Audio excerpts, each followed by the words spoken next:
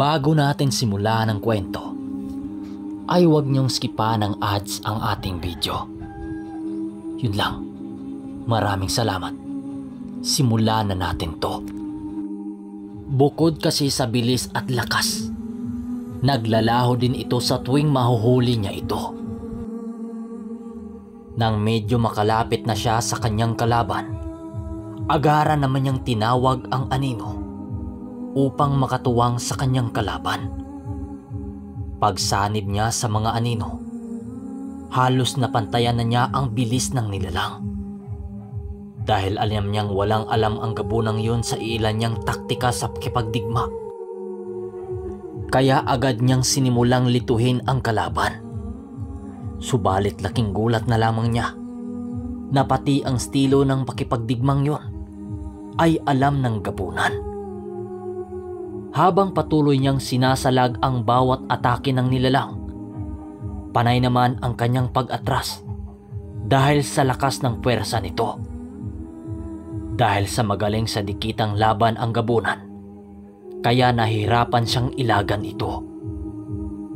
Habang patuloy niyang sinasalag ang bawat atake, hindi naman niya inasahan na magawa nitong madakip ang dalawa niyang mga kamay. Nang magawa siyang mahawakan ng gabunan, walang pagdadalawang isip na siyang ibinato sa may malaking puno ng duhat. Tumama siya sa mga batong yon, dahilan para panandalian siyang mawala ng malay.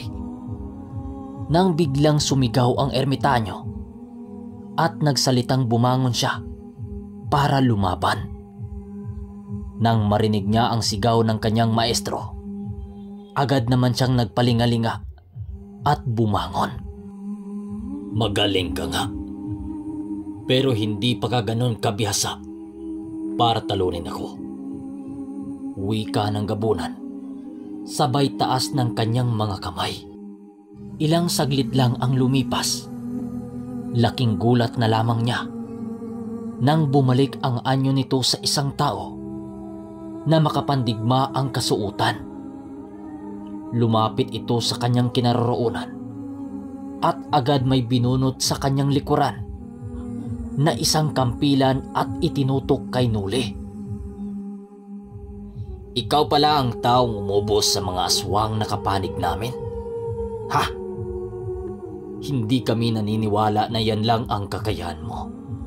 Kaya ipakita mo ang tunay mong pagkatao. Wika ng gabunan na nag-aanyong tao na may daladalang kampilan. Matapos nitong magsalita, ay agad itong nagpakawala ng mga engkantasyon doon sa kanyang paligid na halos hindi niya maintindihan. Kasabay ng pagkarinig ni Nuli sa mga iyon ay ang pagramdam niya sa mabigat na presensyang bumabalot sa paligid. Matapos ang mga pangyayari ay ang pagsisimula ng digmaan sa pagitan ng ermitanyo at ng hukluban. Dahil sa mga nasilayan ni Nuli, walang pagdadalawang isip niyang tawagin ang mga batok at ang pagtawag sa kampilan ni Arkanghel. Maya-maya pa, bigla itong sumugod sa kanya, sabay hataw ng kanyang kampilan. Dahil sa napakabilis ng ataking yon, halos hindi ito nailaga ni Nuli. Sa ilang sabayan nila ng gabunan, ay doon niya napagtanto ang kakaibang estilo nito sa pakipagdigma. Biglang nabahala noon si Nuli dahil sa kakaibang galaw ng gabunan. Sa bawat pagsugod kasi ng gabunan, ay nagkakaroon ito ng mga anino na nagpapaiwan sa kanyang kinatatayuan. Kung saan-saan lang din sumusulpot ang nilalang na yon para siya ay sunggaban. Para masabayan ang ganong pag-atake, ay ninais niyang ibalik ang mga anino upang sumanib dito. Sa pagtawag niya ng mga aninong kanyang kasangga, ay ang pagliliwanag naman ng mga batok na nakaukit sa kanyang mga balat. Dahil sa kanyang mga tinataglay, nagawa niyang mapantayan ang bilis ng gabunang yon. Sa bawat pag-atake ng nilalang, ay ang paglaho naman niya sa kanyang kinatatayuan. Sabay ganti ng atake dito. Pero ang nakapagtataka, nakakaya nitong hulaan ang kanyang lilitawan. Sa ilang palitan nila ng mga atake, halos magniningas na ng mga apoy ang kanilang mga sandata sa tuwing magtama ito. Bukod sa bilis ng galaw ng gabunang yon, napakalakas din ito. Dahil sa rami ng karanasan ni Nuli pagdating sa pakipaglabang ganong estilo, ay kaya gumawa siya ng paraan para makontra ito. Sa muling pagsunggab ng gabunan, maigi naman niyang sinipat ang hawak nitong kampilan, habang nanatili siyang nakatayo. Ilang saglit pa, matagumpay na nga niyang nadakip ang kamay na may hawak na kampilan. Nang madakip na niya ito, agad naman niyang ibinalibag sa lupa ang gabunan na siyang ikinagulat nito. Dahil sa kanyang ginawa, mas lalong nagnais ang gabunan na siya ay kitila ng buhay. Alam niyang muling susunggab ang kalaban niya, kaya dito na niya isinagawa ang taktika para mahuli ito. Pagsugod nito, agad naman siyang lumitaw sa likuran nito. Sabay tapyas ng ulo nito sa kanyang hawak na kampila ni Arkanghel. Nagliliyab ang katawan nito habang kinakain ng apoy ang kanyang katawan. Pagbaling niya sa pinaglalabanan ng kanyang maestro at ng hukluban, nasipat niyang naroon sila Mang Carpio at Danilo habang pinapanood sila. Kaya imbis tutulungan ang ermitanyo, ninais niyang ibaba ang kanyang sandata at paglahuin ito. Paglapit niya sa kinaroroonan nila Mang Carpio, ay ang panonood nila sa laban na nagaganap ng dalawang uri. Habang patuloy na nagpapakawala ng mga engkantasyon ang hukluban, isinalag naman ng ermitanyo ang kanyang baston na humihigop ng mga salamangka na ibabato ng kalaban. Nang mapagtanto ng hukluban na hindi niya kaya sa espiritual na labanan ang ermitanyo, nagpasya itong itaas ang kanyang tungkod. Pagtaas ng tungkod ng hukluban, biglang nagliliwanag ang dulo ng tungkod nito. Gulat na gulat noon sila Nuli, dahil ang huklubang na yon biglang naging markupong ahas. Agaran nitong sinunggaban ang ermitanyo, dahilan para tumilapon ang bastong trabungko nito sa malayo. Sa hindi inaasahang pagkakataon, nagawang madakip ng hukluban ang ermitanyo at pinupuluputan ng kanyang matabang katawang ahas. Agad na sanang magbigay ng tulong si Nuli, subalit pinigilan siya ni Mang Carpio. "Huwag ka munang makialam sa laban nila. Nag-abiso na ito sa atin na huwag tayong sasali sa duelo nila," wika ni Mang Carpio.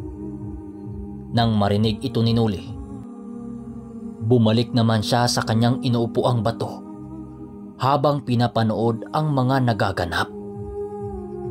Habang nakapulupot ang markupo sa ermitanyo, bigla namang lumipad ang trabungko nito na isang baston papunta sa kamay ng ermitanyo.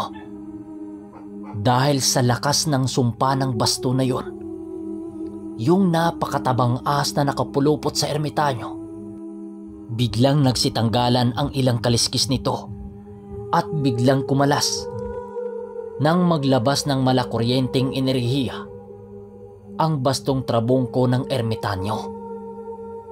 Dahil sa napakamapanganib ng nilalang na yon para sa kanyang mga kasama, minabuti niyang huwag na itong bigyan ng magandang laban. Sa muling pagsugod ng markupo upang muli siyang puluputan, bigla namang naglabas ng espiritual na kalis ang baston at mabilisang itinapyas sa ulo ng Markupo.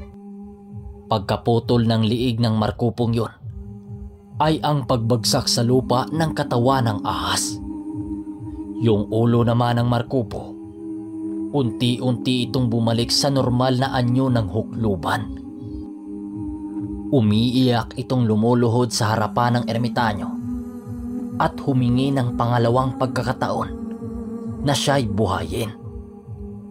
Nang marinig nila Manong Duming ang sinabi ng hukluban, ninais naman nilang pakinggan ang saloobin ng nilalang.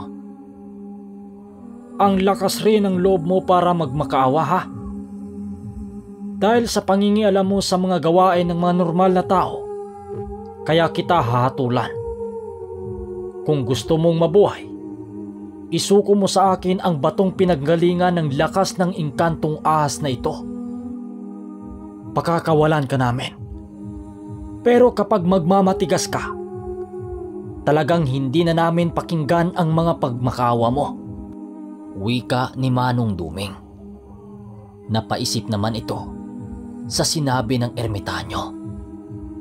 Maya-maya pa, bigla naman itong isinuka ang sinabing bato na kulay pula na halos naging itim na. Nangangahulugan ang kulay ng batong yon sa kung gaano na kalaki ang karahasang ginawa ng nilalang na yon. Matapos nitong mailuwa ang bato, patuloy pa rin ang pagmamakawan nito sa ermitanyo. Maya-maya pa, lumapit naman si Mang Carpio sa hukluban at may ibinulong ito sa tenga ng nilalang. Magmula sa gabing ito, magsisimula kang maglakbay sa kalupaan hanggang sa mapudpudyang mga paa mo. Nang sabihin ito ni Mang Carpio, bigla namang tumahimik ang nilalang at biglang tumayo habang sinisimulan ang paglalakad. Katakot-takot na sumpa ang ibinigay ni Mang Carpio upang mabigyan ng hatol ang nilalang. Kusang ginawa ng huklubang yun ang sinabi ni Mang Carpio at animoy ding nalabag ito sa kanyang kalooban. Umiiyak ito habang binabagtas ang daan papunta sa looban ng kagubatan. Manong Duming, akala namin nauna na kayong umuwi. Andito lang pala kayo. Wika ni Danilo sa kanilang maestro. Hindi nyo namamalayan na kanina pa pala yung nag-aantay sa atin sa labas. Tara, bumalik na tayo sa tahanan nila Omar. Sagot naman ng ermitanyo. Habang naglalakad sila pabalik sa tahanan nila Omar, pinag-usapan naman nila ang tungkol sa hukluban at ang isang gabunan. Yung mga nilalang na yon, Danilo, yun ang nakalaban natin sa sabungan kanina. Hindi namin inaakala na may lahing aswang ang mga yun . At ang masakit pa, may kasama itong hukluban. Wika ni Nuli. Nako, nakakatakot naman yun. Hindi natin inaasahan na inaabangan lang pala tayo dun sa labas. Muling sagot naman ni Danilo. Oo nga, Danilo. Kaya nga pag-ingatin mo ang mga kasama natin. Dahil baka hindi natin mapapansin. Isa-isa nang dinagit ng mga nilalang na yon ang ating mga kasama. Sagot naman ni Mang Carpio. Si Raimundo at si Omar, saan sila? Tulog pa rin ba? Wika ni Manong Duming. Oo, Manong. Lasing na lasing si Omar . Doon na nga natulog sa ating pinag-iinuman. Sagot naman ni Lando. Makalipas ang mga minuto, nakapasok na nga sila sa bakuran ng bahay nila Omar. Pagpasok nila, tinuloy pa rin nila ang kanilang inuman. Habang nag-iinuman sila sa mesa, Nasisipat naman nila sila Lando at Buning na mahimbing na natutulog. Oh, tagayin mo na yung natitirang tuba, Nule. Ubusin natin to bago tayo matulog. Susulitin natin ang panahon na narito tayo sa pamamahay nila Omar.